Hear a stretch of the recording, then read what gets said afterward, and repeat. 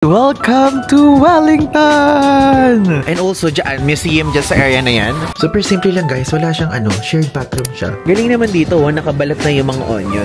So basically, hindi po tayo nagkaroon ng tatak dito sa New Zealand ngayon sa trip natin na to.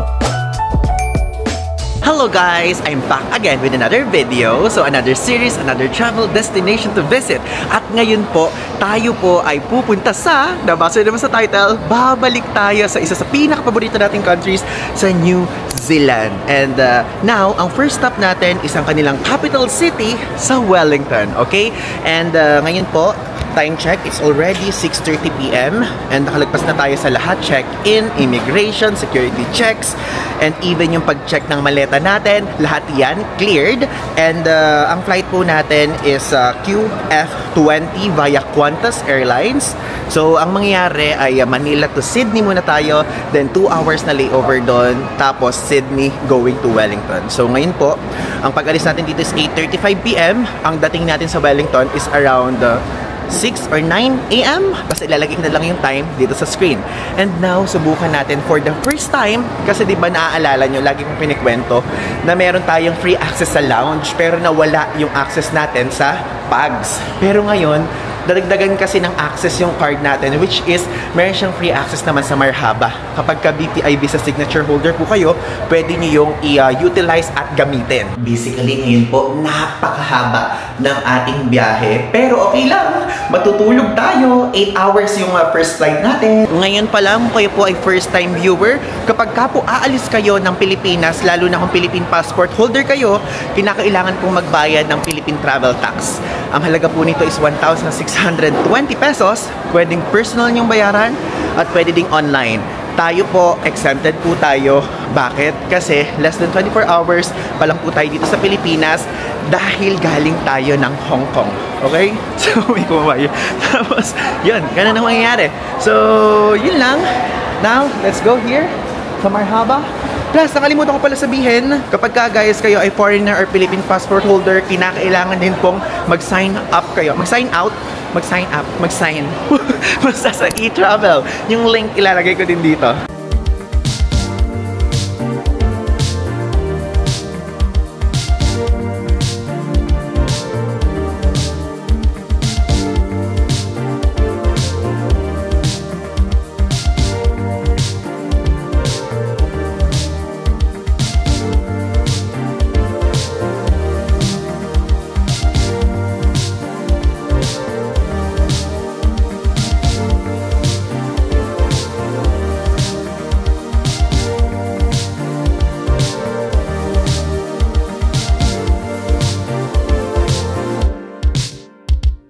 Guys, so ito, may kikwento ko sa inyo. Like kasi kauuwi lang natin. And alam nyo, super favorite ko ng cookies, di ba? So si Maki, yung friend ko, nakasama natin sa South Korea, is nagbigay siya sa atin ng cookies tapos nagustuhan natin, like literally. And sinabi niya sa akin kung saang shop to nabibili. Kasi alam niya kung ano yung mga trip kong cookies na lasa, ganyan. So ito, may gusto kong pakita sa inyo. Like if ever po kung kayo po ay nakatira kayo sa NCR or sa Metro Manila, pwede kayong umorder nito. So ilalagay ko yung mismong user handle ng Instagram dito sa screen. Pwede kayo umorder guys, ang mura lang. Tapos ang chewy niya, ito tignan nyo, nakatigi-tigi isang pack na ganyan. May 1, may 2, 3, 4, and 5. Ito yung nagustuhan ko na medyo salty siya na chocolate ganyan. Alam nyo kung bakit ko pinakikita sa inyo to, ang problema ay pupunta tayo sa Australia ngayon and after na pupunta tayo sa Wellington and alam nyo naman na napakahigpit nila, kailangan magdeklara-deklarang ganyan. So hindi ko naman to pwedeng iwan sa Makati kasi baka mamaya masira lang. Syempre hindi naman ang tagal-tagal natin diba sa New Zealand. So yun, gusto ko lang i-share sa inyo na if ever bigyan nyo ng chance tong shop na to, ang sarap. Hindi to sponsored ha, talagang this one is Ivan DG approved. Maniwala kayo sa akin, ang sarap. So kung mahilig din kayo sa cookies, umorder kayo. Yung user handle ilalagay ko dito. Gusto ko lang ipakita sa inyo kasi uubusin ko guys kahit 3 dito kaysa naman masayang at itapong ko lang, diba? Kasi bawal magdala sa loob ng Australia kapag ka homemade yung cookies. Sayang. Sige, kainin muna natin.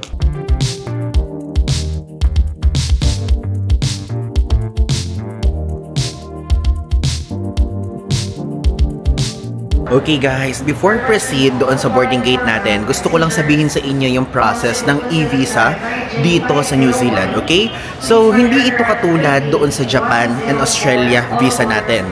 Kasi ang nangyari, new passport na po tayo because of bago na yung passport number, ganyan. So basically, kapag kunyari sa Japan is i-hold kayo ng konti sa check-in counter, then i-update nila manually yun, itatawag sa Japan Embassy. Ganun din po sa Australia. Kapag kunyari pupunta kayo Australia, is i-update lang din nila yun, tapos itatawag din yun sa embassy nila. Pero dito po sa New Zealand, kailangan nyong mag-update sa mismong website ahead of time kasi merong waiting period para ma-aprobahan. Ang ibig sabihin po, yung dati yung e-visa o visitor visa is ang mangyayari, ang nandun kasi yung mga old data nyo, old passport number, so i-update nyo siya sa mismong website. Ilalagay ko po yung link sa ibaba. So ako nag-update pa ako. Ang ginawa ko, in-upload ko dun sa mismong website yung old passport at in-upload ko din dun yung new passport. So nag-wait lang ako, pero sa case natin is nag-wait lang tayo ng 24 hours. Pero ako, isasuggest ko sa inyo is ahead of time niyo po gawin yun. So kapag kunyari nagpunta kayo dito, tapos new passport na kayo, pero yung nandun sa visitor visa nyo is yung old passport nyo pa, is mahuhold po kayo or possible na ma-delay kayo or possible or worst case scenario is ma-denied po kayo sa pagpasok po sa mismong immigration area, okay? So inuulit ko, kapag po bago na yung passport nyo tapos mayroon pa kayong valid na New Zealand visa, i-update nyo siya ahead of time. Hindi po ito tulad ng Japan and Australian visa. Punta na tayo guys, gate 111. Let's go! Alam nyo guys, ang saya ko ngayon. Bakit? Kasi po, pupunta tayo ulit diba sa New Zealand. And this time, sigurado ko na winter season po. Kasi sa New Zealand or sa Southern Hemisphere, kasama na din ng Australia, is ito po yung winter season. Ilalagay ko po dito yung buwan sa screen. So luckily, nakaabot tayo. Winter doon, hindi mainit. Ganda pala magpunta dito ng mga around 7 o'clock mo. O konti lang yung tao, diba? Hindi ganoon ka-crowded. Even sa immigration and security check, konting-konti lang yung pila. If ever nga pala, kapag kunyari pupunta kayo ng Wellington or kahit saan pa mang part ng New Zealand, gamitin yung application na to. Ilalagay ko dito yung logo ng Skyscanner. Diyan pwede nyo i-check. Travel Aggregator application po yan. Makikita nyo dyan kung ano yung mga available airlines and even yung prices. So sa case natin, Qantas ang gusto ko, then pwede din naman kayo mag-Cathay Pacific, ganyan, or iba pang airline. Again, ilalagay ko dito yung logo ng Skyscanner. At dito naman sa screen yung mga other airline options na pwede niyong sakyan papuntang New Zealand from Manila. Dito guys sa NAIA Terminal 3, meron kayong makakainan dito ha. Pinapakita ko lang just in case po, bago po yung viewer, bago po kayo nanonood at hindi pa po kayo aware sa itsura ng NAIA, para sa inyo po tong part na to. Yan, meron dong potato corner, may frutas here, and even bilihan na pabango dyan. Tapos, tulad sa check-in part, i-check din dito yung mga gamit nyo. Qantas, the Australian government has mandated additional checks for those flying to and from Australia. Okay? So, dapat walang kahit anong laman yung ano nyo ah.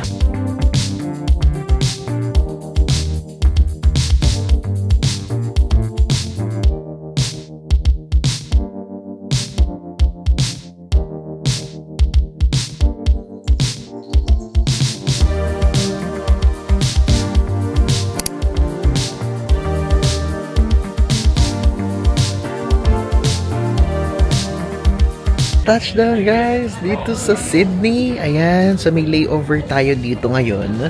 Medyo matagal pa iintayin natin kasi 9 o'clock pa yung flight natin going sa Wellington. And we're here now sa area na kung saan located yung gate 8. Kapag guys nagle-layover tayo dito or kahit kapag kapaalis tayo, dito ako tumatambay. Share ko lang sa inyo dito sa gate 8 area kasi dito yung walang tao. Usually kapag nandito tayo, natatao na walang tao. So dito talaga ako para tahimik, ganyan, at nakakapag-vlog ako para hindi nakakahiya. And ayan o, maaraw na dito.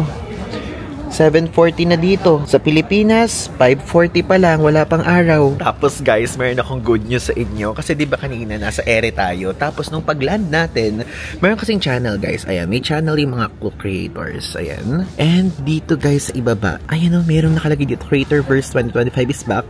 And hindi ko alam na may botohan dito sa Creatorverse na atake na naman na ganyan. Opo, dito nga ako na-pressure sa mga ganitong pagkakataon. Pero, gusto ko lang din sabihin sa inyo na meron pong ano dyan, meron dyang fans choice, male creators, female creators, and couple creators. Tignan nyo. So, nakalagay dito, more than 110 of your favorite clue creators globally have redefined the art of travel storytelling in 2025. Through their content, they inspired you to your adventures and shape how you experience destinations. Now's your chance to crown your favorite clue creators who turn your wanderlust into epic adventures. Ako po talaga ay nahihiya gawin ang mga ganitong klaseng hiling. Pero if ever po, dati kasi nung previous nung local, hindi ko naman to sinabi, pero ngayon kasi globally naman na siya, and nakakahiya naman kung nasa pinakababa tayo po. So if ever, kung tingin nyo po na yung mga travel vlogs natin, travel TikToks natin ay kahit pa paano po nakatulong po sa inyo, nagamit nyo as travel reference, nagustuhan nyo, ganyan, ay feel free to vote me po through the link below. Ilalagay ko dyan sa ibaba. At super laki po niyan na impact for me and for every Filipino, basta Team Philippines naman yan. So, napakadami namang mga nominated din, and I'm so happy na kahit pa paano po nasama tayo alongside with the travel content creators na talaga nilulook up natin. So ngayon, ipapakita ko din sa inyo yung mga ibang nominated. Pero if ever po, kung tingin nyo po na karapat-dapat tayo kahit pa paano, ayan, yung link po ilalagay ko dyan sa ibaba, okay? Actually, super dami. Ayan, napakadami pong mga nominated. Pero syempre sa Team Philippines tayo, opo. So sa Team Philippines, ang nominated si Jax, si JM, sino ba to? Sino ba yan? Si Ivan de Guzman, si Alvin, si Marvin, si Archie. Yan po, sa male. Yan po ang mga nominated. So, if ever po, vote po kayo guys, Team Philippines. Dito naman sa female, syempre, si Bestico Main. Ayan si Main, si Jen Barangan, si May Tuazon, si Coles Vidal, and of course, si Kokoy Lim. So, ayan po guys. Vote nyo po kung sino po yung gusto nyo dyan sa PH team. At syempre, magpapahuli ba ang dalawang besties natin at besties?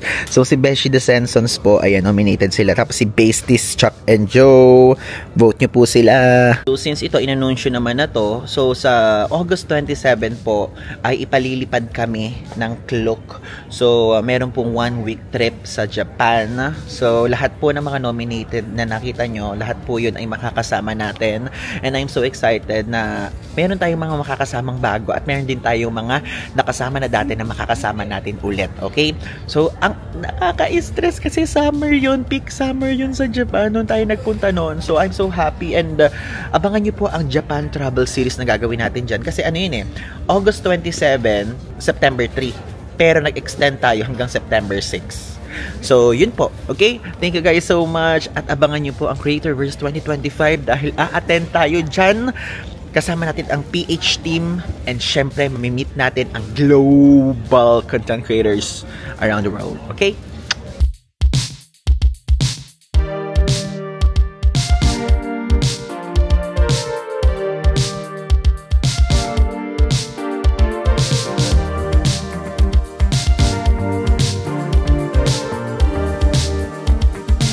Quick update guys, it's already 11:21 na dito. Actually dapat kanina pa kami nakaalis, pero na-delay po yung flight.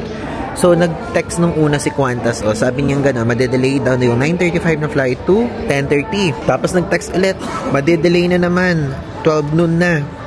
So yun, gusto ko lang i-share sa inyo na medyo mga gabing time na tayo makakarating doon. And ang gagawin lang naman natin ngayon is papakita ko sa inyo yung pag-commute, papakita ko sa inyo itsura ng Wellington International Airport, papakita ko sa inyo kung paano kumuha ng snapper card or yung parang transportation card doon sa New Zealand, I mean sa Wellington mismo. Then, papakita ko din sa inyo yung hotel at yung paligid ng hotel natin. So, basically, first day vlog talaga to. I mean, arrival vlog. Finally, ayan na, boarding na. Current time here is 5:40 p.m. Please remain seated with your seatbelt fastened until the seatbelt sign is off. Take care when opening the overhead lockers as bags may have moved and could fall out. Ito na, let's go! Nakakatuwa naman guys yung airport dito, parang museum. Ayan. Yan na, arrivals na. Digital declaration, let's go. Finally, tapos na po lahat ng mga proseso na ginawa natin dito sa New Zealand.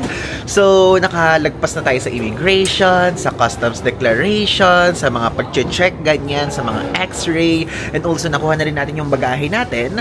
And alam nyo, yung pagpunta natin sa New Zealand, mas smooth ngayon kumpara sa pagpunta natin before. Though, baka mamaya nag-vary yung dahil dito tayo sa Wellington na nagland ngayon. Dati kasi sa Auckland tayo nagland. So doon kasi sa Auckland, parang yung mga immigration counter, tao po. Pero dito kasi e-gates na. So dito, in-scan lang na ganyan, tas okay na. Then after nun, tinignan lang yung mismong passport natin ng tao. Tapos binigyan tayo ng card. So sa card, mayroong color blue, yellow, orange, ganyan. So orange card po yung binigay sa atin. So yung ibig sabihin nun, yung bawat color kasi na yun, meron kayong dadaanan. Kasi sa biosecurity things nila, i-check yung mismong maleta nyo. Kapag ka sa kulay na yun kayo napunta sa orange, x-ray. Pero kapag sa ibang color, yung yellow saka yung blue, hindi ko alam kung ano gagawin, pero yung iba binubuksan yung maleta, ganyan. Talagang super strict talaga ng pag-check dito. And yun lang naman. And meron pa pala, kailangan nyo palang gumawa ng online na travel declaration sa New Zealand. So, ito po, ilalagay ko dito yung picture ng mga nakapaskil dito na QR code. So, scan nyo lang yan, online lang yan, ilalagay nyo lang yung email nyo, and isasagutan lang kayo. And ayan, twink!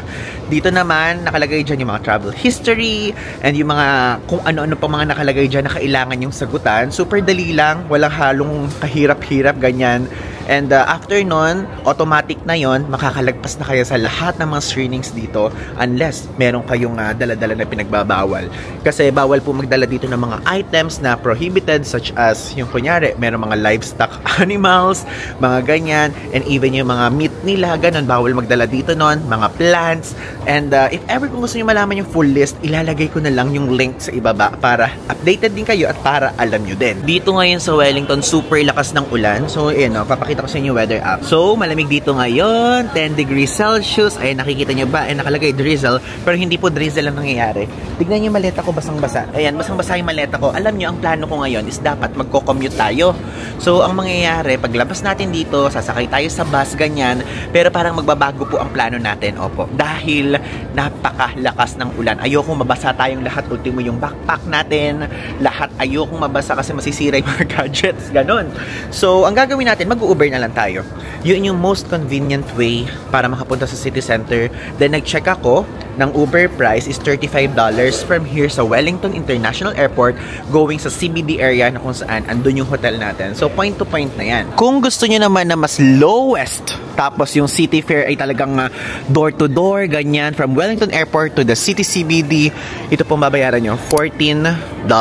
Pero minimum of 2 packs yan. So, since solo traveler tayo, hindi ganyan ang ating makukuha at hindi ang rate na yun yung para sa atin, di ba? Okay lang din kasi pumapatak lang naman yung $35 na 1,100 plus pesos. And at the same time, hindi na tayo mababasa. Pero before that kasi, ay kukuha muna tayo ng snapper card at mag-withdraw lang tayo ng kahit konti lang na pera dito. Naalala ko yung dating winidraw natin sa New Zealand, hindi guys natin nagastos kasi puro cashless nga. Puro cashless yung mga stores dito, karamihan. So, siguro 50 or 100 lang i-withdraw natin para meron lang tayong cash on hand. Ayan guys, welcome to Wellington! Dito guys, ayan may yung Euro car, Hertz, and dito sa side na to, ayan, kapag kunyari gusto nyo pong mag-rent, dito kayo magre-rent ng mga kotse. Before, nung nagpunta tayo dito, kasama kasi natin yung mga friends natin, nag-rent tayo ng car, and dapat may international driver's license ha. So guys, dito sa door E, andito po itong snapper card.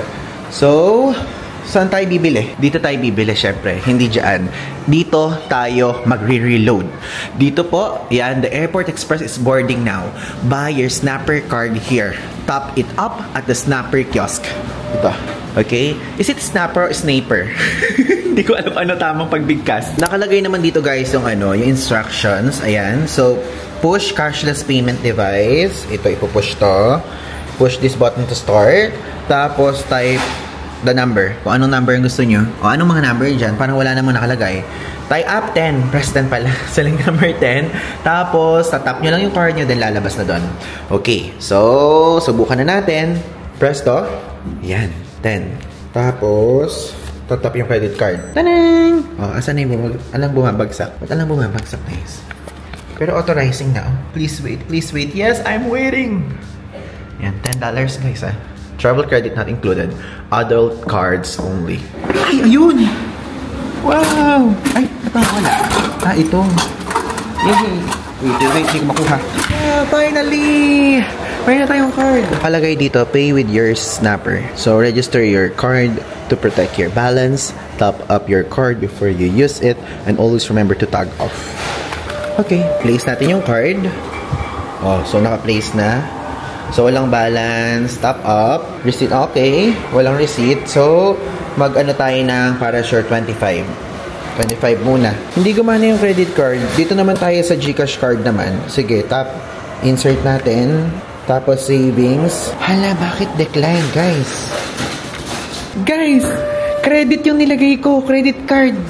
Dito, hindi naman siya credit. Savings kasi ako usually. Tapos, saka nag-okay. Grabe, hindi pala savings dapat ang kiniklik kapag ka GCash card. Dati, lagi akong savings. Yan, so check ulit natin. Meron tayong $25 na balance here. Okay, so hindi na muna tayo mag-Airport Express. Napakalakas talaga ng ulan kasi kapag ka na ganun tayo, ibababa tayo sa area na kung saan maglalakad pa tayo papunta dun sa hotel. Abay, magiging basang-basa naman ng backpack. Lahat yan magiging basa. So, ngayon, mag-book na muna tayo ng Uber. And, don't you worry kasi ang exit po natin dito din sa Wellington. Madami tayong pupuntahan dito sa New Zealand trip natin. And, isa dyan yung mga favorite nating places na babalikan natin. And, ngayon, now, ang gagawin muna natin is mag-Uber tayo. Yung pangalawang balik natin dito, I'll make sure na mag-Airport Express na tayo para naman malaman nyo din kung paano siya gagawin or sasakyan. Ay, tignan nyo, mas mura ngayon. 24.83. O sige, tara. Ito na lang tayo. Mas mura. So, meet at Wellington Airport Uber Curbside Pickup Zone via Door E. O, ayan, sakto. Door ito. Dito tayo lalabas. Ito guys, yung Uber Pickup Zone. Yan, dito tayo. Ayan guys, nakasakay na tayo ngayon sa Uber. So, 7 p.m. 7:19 tayo dadating. So guys, nakarating na ngayon tayo dito sa Haka House Hostel. Ayan! Finally, nakita na naman kita Haka House. So, ito pong Haka House, napakadaming branches nito dito sa New Zealand. So, ito yung first Haka House natin. And mayroon pa tayong Haka House sa mga susunod na trip natin dito sa New Zealand. Sa ibang city naman, sa ibang area. Ang lamig dito ngayon. Nakakatuwa. It's giving winter vibe, pero umuulan. Okay? Ganda ng location natin, no? New World yung katabi. Ganda. And also, dyan, museum dyan sa area na yan. Tara na, pasok na tayo sa Haka House. Ta-na-na-na. Let's go in. Yeah. Check in. So guys, ito yung itsura ng reception here. Tignan nyo. So, reception. And dito meron itong machine. Ba't hindi yan yung ginamit natin sa mismong area na tayo nagtanong sa mismong staff. May upuan dito. Ang ganda ng vibe. Ang linis. Yan, meron dito elevator. Tapos if ever, kung gusto niyo ng coffee, kala may bayad. Wait, alam nakalagay. Pero dito kasi tinatap yung card eh. Ayan, dyan itatap yung card. Hindi lumalabas yung price. Magkano yung price?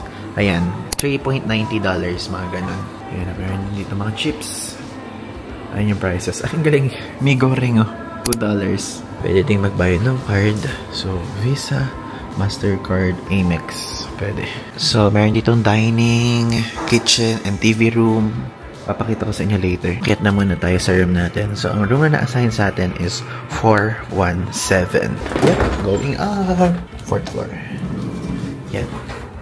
So, in total, 6 na floors pala meron dito. Tignan nyo, ang daming Haka House network. May Auckland, Rotorua, Christchurch. Ayan, Christchurch yung pinaka-favorite ko. Kasi doon sa Haka House Christchurch, tumuloy si Krisa and also si The Poor Traveler na kasama natin. Ang bilis ng wifi.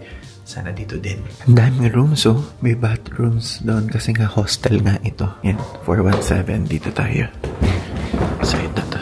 Okay, ito, oh. Bathroom. 417. Ang haba. Ito. Parang dito na tayo sa side na to. Da-da-da-da. This is our room, guys. Yan. Blind. Room tour. Ito, guys, yung room natin. Ang laki. Diba? And, malamig. Pumapasok yung hangin from outside. Super simple lang guys. Wala siyang shared bathroom siya. Ayun wala siyang own bathroom. Hindi na kayo naka-private bathroom this time. And twin yung bed. I mean, dalawa yung bed. 2 single beds, ganyan. And mura ko lang siyang nakuha. Dito, ayan, may electric kettle. Meron diyang sabitan. 2 nights tayo dito, guys. Then, babalik tayo sa Wellington ulit kasi sa mga last week natin dito. Kasi dito tayo mag-exit sa New Zealand. Ibang hotel naman tayo nan para maipakita ko sa inyo. And may TV dyan. Ito pa, heater. Ang lamig nito. Actually, ayoko siyang isara kasi mainit. Ayun yung mga wait, hindi nyo nakikita pero ayun yung mga bunk bed, yung mga double deck. Parang ito din, ganun din tong katabi ko. Tayo kasi naka-private room tayo eh. Super simple lang actually. So, pagka i-on yung heat, ito yun. Parang I think ito yung heater. So, iinit yan mamaya if ever kapag nagtagal. Pero ayoko kasi guys naka-on yung heater. Okay na ako sa walang aircon. Pero kasi malamig dito winter. Pero I think kapag summer dito, is bibigyan kayo ng access para magkaroon ng fan man lang at least. Ayan, may pa-ilaw. Meron diyang mga socket, Meron diyang Type-C na port, USB port na normal, dun din. And may ilaw din dun sa kabila. Ngayon, sa part na to, i-share ko naman sa inyo kung ano yung makikita nyo dito sa Haka House. Titignan natin yung mga ibang amenities, tapos yung shared bathroom. Kasi naka-shared bathroom nga po tayo ngayon, opo. And also, lalabas muna tayo saglit. Pupunta tayo sa supermarket. Though hindi to supermarket vlog, bibili lang tayo ng stock like water, ganyan. Though, drinkable naman yung water dito, pero bibili lang tayo ng isang bottle. Tapos, bibili lang tayo ng mga ibang pwede pa natin kainin doon kasi nasa harapan lang siya para pang stock lang natin. And yan, let's go! Kasi 11 o'clock pa magsasara yun. Pero, dito po, 8 na. 8:12. Lumabas na tayo. And, tignan natin yung shared bathroom ko na itsura. Ito itsura. So, ayan. Meron dyang lababo, blower, toilet. Ito yung shower, toilet ulit. Okay naman pala. Guys, binuksan ko yung ilaw. So, mayroon naman pa tissue dyan. Sara natin. Ito naman yung dito. Yan. Mayroon na silang pasabon. So, may sabitan ba? Ay, may sabitan naman. Parang yung tinuluhin lang natin sa Rotorua. Tingnan nyo guys, mayroong quiet hours dito. 10 PM. Matagal pa. 2 hours pa hanggang 7 AM. Tapos yung checkout time nila 10. Yan. Meron pa tayong isa dyang Haka House. I forget lang kung saan yung binook natin. Ito guys. Ito yung common area. This one. Lawak. Diba? Tanan! Doon yung kitchen. Pero hindi naman tayo magluluto. So, ito yung mga food na mga nakastay dito. So, if ever, pwede nyo ilagay dyan yung mga stock nyo. Patagan hindi tayo magaganyan. The itsura. Mayroon dito nakalagay, Dear guest, all food must be clearly labeled and marked items will be removed. Do not label the cubby shelves. Check natin. Pwede ba tayong pumasok? Pwede naman siguro. Itsura. Kitchen. Pwede kayo magluto doon. Ito naman, mga pang toast. Free yan, gamitin. Tapos tignan nyo, pang dishwash. Tapos ito yung freezer. Ang daming guys. Ang daming pwedeng gawin dito. Diba? Let's go out now! Bumili na tayo ng ating stock! Ang lamig! Nakakatuwa. 10 degrees Celsius dito guys, take note. Sadyang hindi lang tayo nakapang winter na jacket kasi I love this kind of weather! Tignan nyo, katabi lang natin tong Indian restaurant. And also may Thai restaurant tayong katabi. Thai chefs. Bukas may explore natin lahat yan. For now, mag-ano muna tayo. Magpunta tayo doon sa New World. Ayun siya. Tapat na tapat lang. Kaya if ever nung kayo po, mag-hostel kayo, tapos hindi mga private room ang kukunin nyo doon sa tinutuluyan natin, bumili kayong pagkain dito sa New World, iluto nyo doon para makatipid kayo.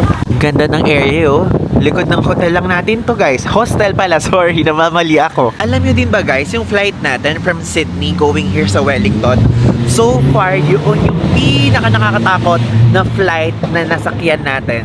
Like, grabe yung turbulence, grabe yung wind. Kasi guys, itong Wellington, kilala siya, other name niya is Windy Welly. Yun ang tawag sa kanya kasi super windy dito because nanggagaling siya sa Cook Strait. Yun, super windy talaga. Like, grabe, gumaganon-ganon. So, meron ako dito sa ipapakitang clip ng video doon sa aeroplano. Partida, hindi ko pa na-video lahat ha. Super talaga. Tingnan nyo ngayon, ewan ko kung narinig nyo yung hangin, pero ang hangin talaga, like literally. Ito, open siya 7 days, araw-araw, 7 AM to 11 PM. Let's go. Yan, heater na ulit yung atake dito. Okay, bumili tayo ng food. I mean, stock lang. Hindi naman super daming food. Galing naman dito, nakabalat na yung mga onion. Sa atin hindi ganyan, di ba? O yan, ito gagawin chop suey. Oh, chop suey. Ah, okay. Oh, grabe, salmon, no? Sarap niyan, salmon. Grabe, ang fresh ng meat. Gabi na pero parang itsurang fresh na fresh pa rin sila, oh. If ever, guys, kung hindi nyo pa napapanood yung vlog ko, may supermarket vlog po akong ginawa dito sa New Zealand. Sa previous trip natin, February or March. Ilalagay ko dito yung screenshot ng supermarket vlog. Panoorin nyo na lang yon because this one is not a full vlog about supermarket. Tingnan nyo, may nakita ako mamasita dito. Pinoy brands. Wait, natuwa lang ako. Gusto ko lang i-share. Hello, Barilla! Na-miss na kita. Ang tagal ko na hindi nagsusupermarket vlog. Sa susunod na bansang bago, don't worry, babalikan kita. Ikaw na brand hindi dito. Bili tayo nito kasi gusto ko lang kapag kunyari bigla akong maiinitan. I mean, malalamigan. Gusto ko mainitan yung lalamunan natin. Grabe naman yung tahong dito, oh. Super naman sa fresh yan. Meron pang sprinkle. 6.49 per kilo. Grabe, dami is the salmon. Oh my God. Salmon! 5.50. Ay guys, mga reduced price na to, oh. Ang init niya, oh. Mga nabawasan na ng presyo. Dito pala masarap bumili. Kaya lang medyo busog kasi ako ngayon. Kaya ayoko bumili. Alam niyo yun? 4.27 na lang tong fried rice na to. Stupidity levels. Sarap talaga magpunta sa mga supermarket pag reduced yung price, no? Pwede pa kaya to, bukas sandwich. Sige. Since, hindi, bukas naman na ito ng 7 eh. Bukas na lang tayo bumili. Or ngayon, ano siya? Ano pa laman niya? Diba? 3.14. Bakit naman itong sashimi, hindi naman siya nababawasan ng presyo? Pakibawasan naman ng price, guys. Nakabili na tayo, guys. Ang binili lang natin itong ramen na to. Itong Jin ramen na mild. Wala lang, parang gusto ko lang bukas magaganito ako. And also, bumili lang tayo ng isang water na itong pump, papakita ko sa inyo. Itong pump na to, and I know, medyo pricey siya, $2 and something to. Pero, kasi gusto ko yung packaging niya, para ito na lang yung lalagyan ko bukas. Like, kapag kunyari, naubusan tayo ng water, magre-refill tayo dito na sa mismong bottled water na yun. So, yung pump, ang presyo ng pump is $2.79. Yung pinakita kong water. And also, yung Jin ramen is $2.69. Oh, diba? Yun yun. Gusto ko pa kayo iikot actually, pero gabi na kasi dito. Wala na tayo may iikot gano. I-share ko na lang sa inyo kung ano yung mga nangyari kanina. Like, para instructions din pag first time kayo pupuntang New Zealand. Okay guys, now sa part naman na to, ikikwento ko sa inyo yung mga nangyari from there mismo sa Metro Manila hanggang makapunta tayo dito sa Wellington, New Zealand. So, nung nag-check-in tayo, super dali lang ng proseso, ganyan. And also, chinek muna yung maleta natin. Like, meron silang ginamit na parang device na pang-check. Kasi ganun po talaga usually kapag sasakay kayo ng Qantas papunta dito sa New Zealand. Even Cebu Pacific, ganyan, or kahit anong flight na merong papuntang Australia and New Zealand, okay?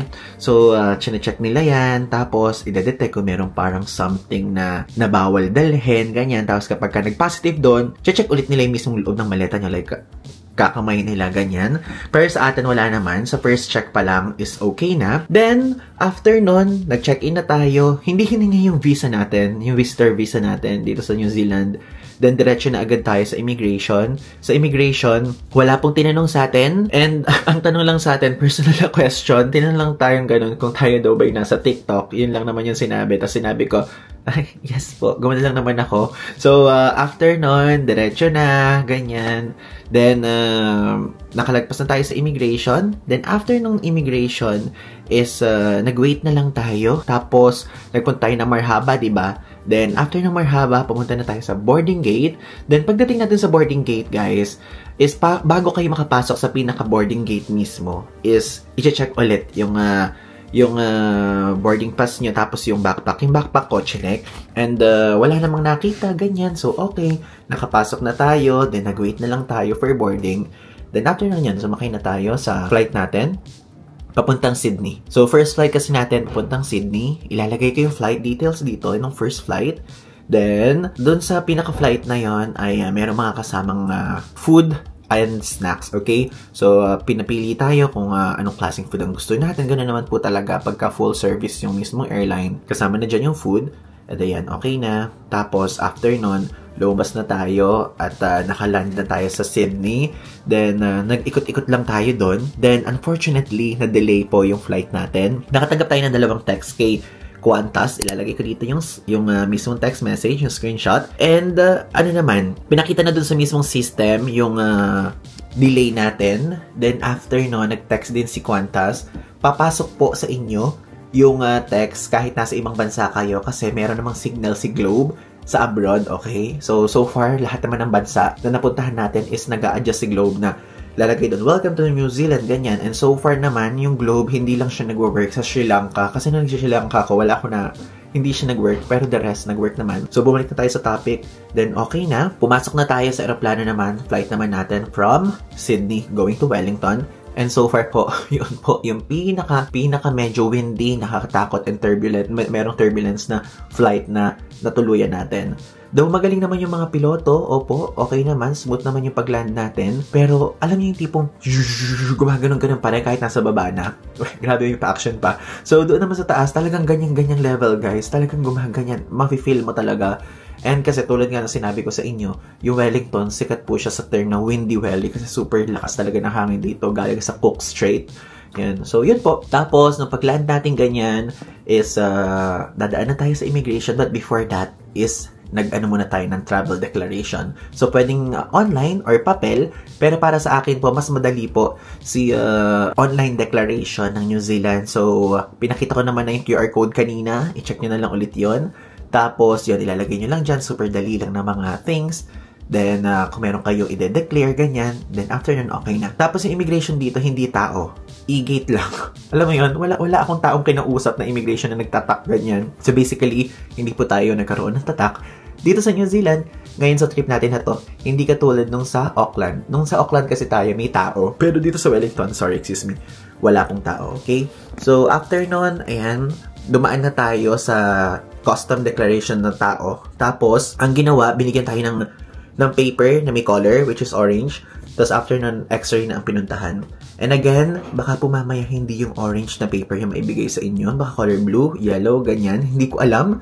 Depende yan kasi sa isasagot nyo sa customs declaration. But yung pinakamadami na tao is dun sa orange line. Okay? Then, x-ray lang yon. Paglabas nun, okay na. Kukunin nyo na lang yung baggage nyo. Nakuha nyo na yung baggage nyo that time. Tapos, paglabas nun, is ganun na lang. Okay? Tapos, doon sa area naman, arrivals hall area, super dali lang. Like, meron doon mga kainan. Meron doon bilihan ng snapper or sniper na card. Tapos, meron din doon loadan. And, meron din naman doon ATM. Kaya lang, hindi kasi tayo nag-withdraw. Pero so far, alam nyo, ngayon po, habang pinifilm ko to, is yung first full day na okay na bukasan na ng mga previous clips. Wala pa rin ako ginagastos talaga. Like, puro card kasi ang ginagamit ko dito. Puro yung credit card. And minsan naman yung GCash card, ganyan. And super okay naman. And mag-withdraw ako siguro bukas na lang ako mag-withdraw. So, yun lang naman yung experience natin. Then, from there naman, after na natin gawin lahat ng kailangan natin doon sa Wellington International Airport, ay nag-book na tayo ng Uber. And merong dalawang option naman. Pwede kayo mag-Airport Express bus and pwede din kayo mag-Uber. Okay? So, sa sitwasyon natin, nag-Uber na lang tayo dahil gabi na tayo dumating. And aside from that, ang lakas ng ulan.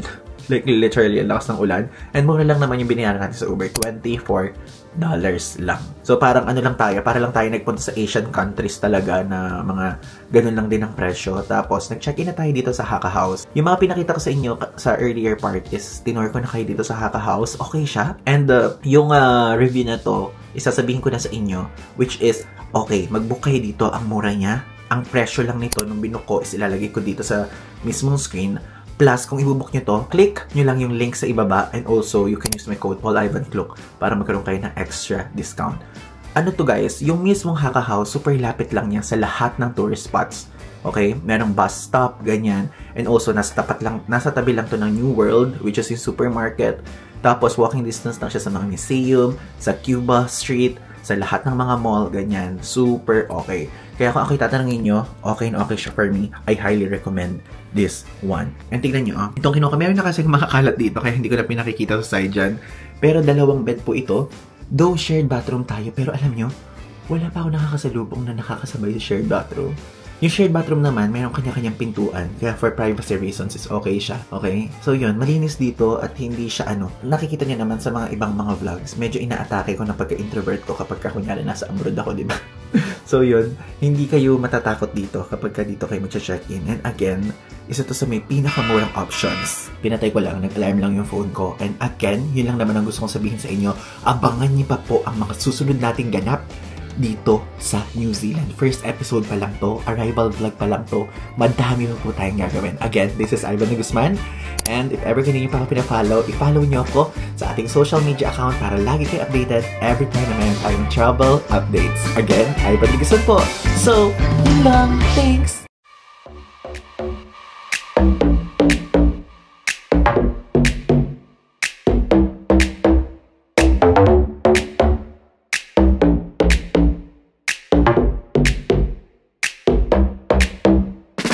right back.